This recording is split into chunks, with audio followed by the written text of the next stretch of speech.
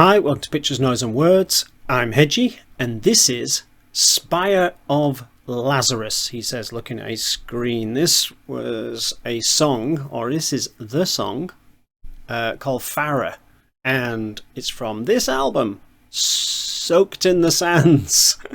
You'd think all this is in my head, don't you? Clearly it isn't. It's all over there on a screen. The album's out now. This was recommended, this song, by somebody called Arkinther, who you've probably heard of. He's recommended several things over the years, and they've all been good. And because of that, I didn't even bother looking this song up. I have not seen a single second of it. So, Arkinther, you've got yourself into the position where I just trust you. And I'm just, yeah. Okay, here we go. So if it's rubbish, it's your fault. Spire of Lazarus. Anyway, according to Bandcamp, which is a good place to find stuff out, actually, they were previously known under the name Deum, but not to me, because I don't know who Deum are, and I don't know who Spire of Lazarus are. I don't know anything about them, except they're from Austria. There you go. Austria's not a name that, not a country that springs to mind when I think of metal, you know. But let's face it, you think of one of the Nordic countries or something like that, don't you? Maybe the UK, but yeah. Go for it.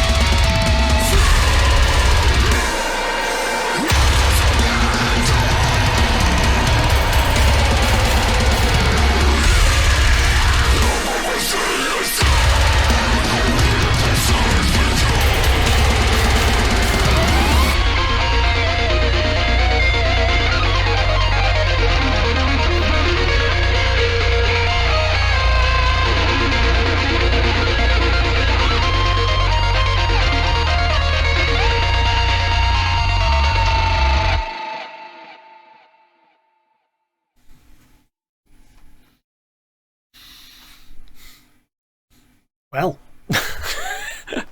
I can see why. I can see why you recommended that. That's massive, isn't it? That's going back to the bands where I say this is what core has evolved into. It's evolved into this kind of production heavy bludgeoning vehicle for very technical people.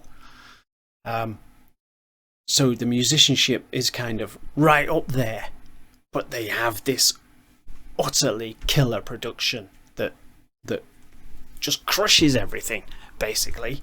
I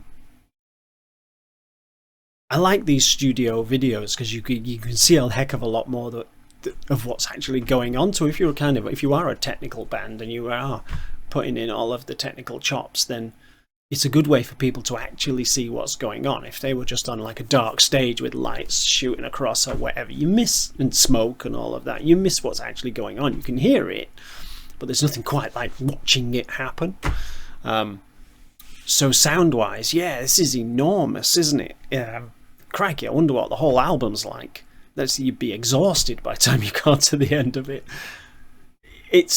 So you've got this huge production, huge production, and I think I've said this in the past, I've certainly thought it a few times, is there is some songs that are all production, and if you turned the production down, you'd realise there was no song there, but they get away with it with all of like production trickery, if you like. So you go, ooh, that was impressive bit, but really what actually happened was boom, but boom turned up to 11, boom, and you're woo, but really what's actually going on? Whereas there's clearly lots of technical jiggery pokery going on here with just the musicianship, so it's good to watch. The drummers are killer.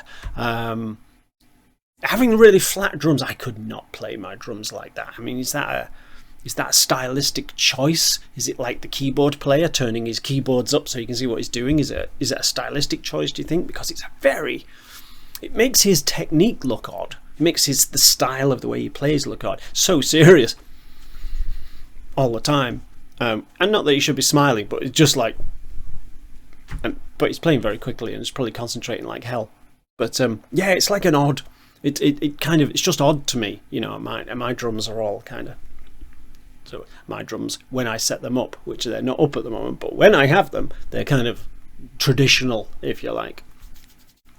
It's just an observation. It's neither here nor there. It's neither good nor bad or anything like that. It just makes the way he plays look just odd to me. But clearly brilliant. Singer's voice. It's that weird modern core voice that I don't know how it exists. I don't understand how people can sing like that. Yes, there's a heck of a lot of production going on, but you've still got to have the bassists, and you've still got to have the bass for that production. You've still got to be doing it to have something to do the production too. How do you find out you can sing like that? How do you don't just wake up one morning and think, I think I'll sing like that, How do you find that out? So altogether, there you go. The lady's voice could have been a little louder, just a tad, but because at first I was like, I can't hear her at all, and then later on in the song she came through more. I guess this is Pippi Go Girl. Pippi Go Girl. I'm not sure how to pronounce that. Is it Go Girl? Is that like a play on words? Anyway, her voice could have been louder for me, because everything's so big on this song that you just get lost in the mix. So yeah, she could have been turned up a little bit. She's featuring Pippi Go Girl, so I guess she's not on the other songs. So there you go. What? I don't know. That was FARAH, and it's off this album, which is called Soaked in the Sands. It's an impressive thing, isn't it? Whether I could hear the whole album of it in one go, not sure. I think it would wear me down, to be honest, but that's because I'm very old. Yeah, quality stuff. quality stuff in its genre, which is modern technical core, which is the way that good core has gone, because I'm not a big core fan, but it's evolved into this sort of stuff, and you do need a heck of a production team to make the most of this sort of stuff. Let me know what you think, as ever, and I shall see you soon. Bye bye.